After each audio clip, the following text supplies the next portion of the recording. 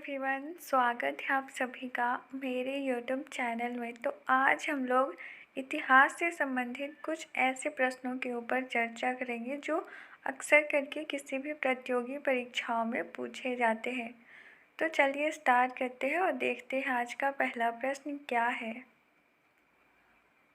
तो आज का पहला प्रश्न है, हल्दी घाटी का युद्ध कब हुआ। प्रश्न पूछा जा रहा है, हल्दी घाटी का युद्ध कब हुआ। तो इस प्रश्न का सही जवाब होगा 18 जून 1576 को, यानी हल्दी घाटी का युद्ध 18 जून 1576 को हुआ। हल्दी घाटी का युद्ध 18 जून 1576 को मेवाड़ के महाराणा प्रताप और मुगल सम्राट अकबर की सेना के बीच लड़ा गया था। अकबर की सेना का नेतृत्व आमेर के राजा मान सिंह प्रथम ने किया था, जबकि इस युद्ध में महाराणा प्रताप को मुख्य रूप से भील जनजाति का सहयोग मिला था। अगला प्रश्न है, टोडरमल किससे संबंधित है। प्रश्न पूछा जा रहा है, टोडरमल किससे संबंधित हैं। तो इस प्रश्न का सही जवाब होगा मुगल साम्राज्य की राजस्व प्रणाली की नई व्यवस्था से, यानी टोडरमल का सबसे महत्वपूर्ण योगदान जिसे आज भी सराहा जाता है वह यह है कि उन्होंने अकबर के मुगल साम्राज्य की राजस्व प्रणाली की नई व्यवस्था कर दी। राजा टोडरमल ने उत्तर प्रदेश के सीतापुर जिले के लहरपुर में अपने लिए एक किले महल का निर्माण किया था। टोडरमल ने भागवत पुराण का फारसी में अनुवाद भी किया था। अगला प्रश्न है, टोडरमल किसके शासनकाल में सेनापति थे। प्रश्न पूछा जा रहा है, टोडरमल किसके शासनकाल में सेनापति थे। तो इस प्रश्न का सही जवाब होगा अकबर के शासनकाल के दौरान मुगल साम्राज्य के या वित्त मंत्री थे, यानी राजा टोडरमल अकबर के शासनकाल के दौरान मुगल साम्राज्य के या वित्त मंत्री थे। उन्होंने मानक भार और माप की एक नई राजस्व प्रणाली की जिसे जब्त के रूप में जाना जाता था। इसके अलावा उन्होंने कर आरंभ की जिसे 10 सलाह कहते थे। वह अकबर के दरबार के 9 रत्नों में एक थे। अगला प्रश्न है, टोडरमल किसकी उपाधि है। प्रश्न है, टोडरमल किसकी उपाधि है। तो इस प्रश्न का सही जवाब होगा दीवान ए अशरफ, यानी टोडरमल दीवान ए अशरफ की उपाधि है। राजा टोडरमल एक योद्धा, एक योग्य प्रशासक और एक अनुकरणीय वित्त मंत्री थे। वह अकबर के दरबार के नवरत्न में से एक थे। उन्होंने एक उत्कृष्ट भूमि राजस्व प्रणाली की शुरुआत की थी। 1582 में सम्राट ने उनको दीवान ए अशरफ की पदवी से नवाजा था। अगला प्रश्न है, भारत की सीमा कितने राज्यों से लगती है। प्रश्न है, भारत की सीमा कितने राज्यों से लगती है। तो इस प्रश्न का सही जवाब होगा 18 राज्यों से, यानी भारत की सीमा 18 राज्यों से लगती है। भारत अपनी अंतर्राष्ट्रीय भूमि सीमा 7 विभिन्न देशों के साथ साझा करता है। भारत के साथ अंतर्राष्ट्रीय सीमा साझा करने वाले 7 देश बांग्लादेश, चीन, अफगानिस्तान, म्यांमार, भूटान, नेपाल और पाकिस्तान हैं। तो चलिए बढ़ते हैं अगले प्रश्न की तरफ। अगला प्रश्न है, अकबर ने दिन-ए-इलाही किस वर्ष प्रारंभ की। प्रश्न है, अकबर ने दिन-ए-इलाही किस वर्ष प्रारंभ की। तो इस प्रश्न का सही जवाब होगा 1582 ईस्वी में, यानी अकबर ने 1582 ईस्वी में दीन-ए-इलाही प्रारंभ की। दीन-ए-इलाही 1582 ईस्वी में मुगल सम्राट अकबर द्वारा एक समरूप धर्म था जिसमें सभी धर्मों के मूल तत्वों को डाला। इसमें प्रमुखतः हिंदू एवं इस्लाम धर्म थे। इनके अलावा पारसी, जैन एवं ईसाई धर्म के मूल विचारों को भी सम्मिलित किया। अगला प्रश्न है, दक्षिण भारत किस लिए प्रसिद्ध है? अगर आप लोग चाहें तो इन सारे महत्वपूर्ण प्रश्नों को नोट भी कर सकते हैं। प्रश्न है, दक्षिण भारत किस लिए प्रसिद्ध है? तो इस प्रश्न का सही जवाब होगा संगीत, नृत्य, संस्कृति, मूर्ति, कपड़ा।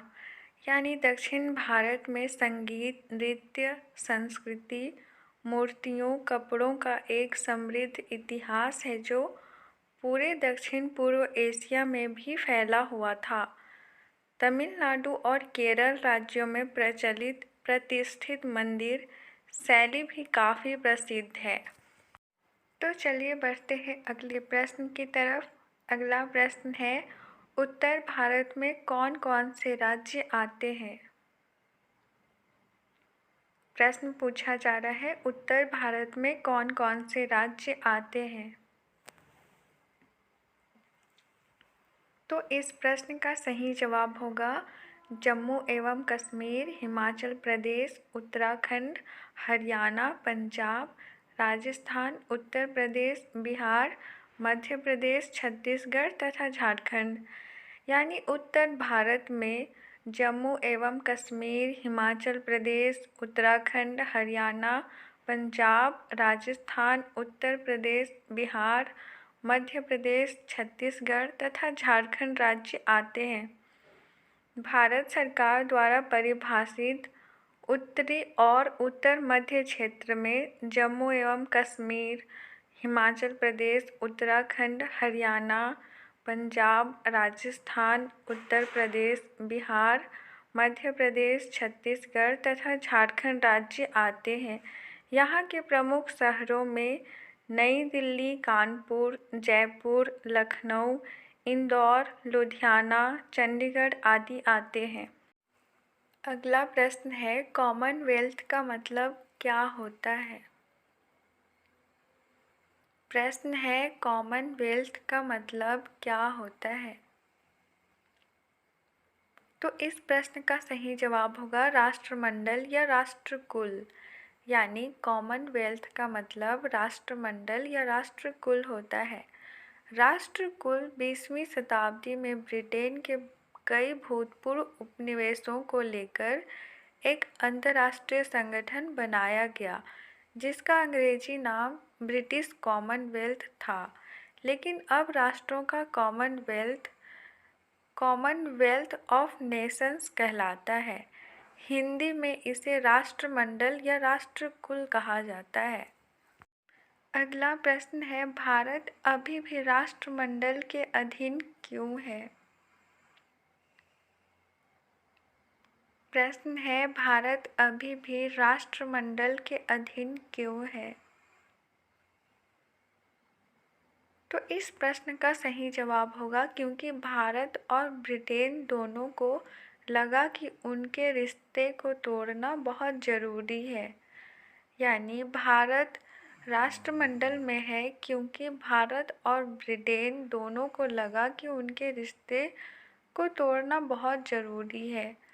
भारतीय स्वतंत्रता तक राष्ट्रमंडल केवल उन देशों तक ही सीमित था जो ताज के अंतर्गत आते थे। इसके बाद ब्रिटेन ने भारत को व्यवस्था में पहला गणतंत्र बनाने की अनुमति देने के लिए नियमों में बदलाव किया। अगला प्रश्न है, स्वतंत्र राज्यों के राष्ट्रकुल में कितने देश हैं? प्रश्न है, स्वतंत्र राज्यों के राष्ट्रकुल में कितने देश हैं? तो इस प्रश्न का सही जवाब होगा 12 देश। यानी स्वतंत्र राज्यों के राष्ट्रकुल में 12 देश हैं। वर्तमान में स्वतंत्र राज्यों के राष्ट्रकुल के 12 देश इसके सदस्य हैं, जिनमें 3 संस्थापक सदस्य रूस, बेलारूस और यूक्रेन हैं, जबकि 9 अन्य सदस्य Armenia, Kazakhstan, Georgia, Azerbaijan, Turkmenistan, Tajikistan, Uzbekistan, Moldova और किर्गिस्तान शामिल हैं। अगला प्रश्न है, एशिया में कुल कितने देश हैं? प्रश्न है, एशिया में कुल कितने देश हैं?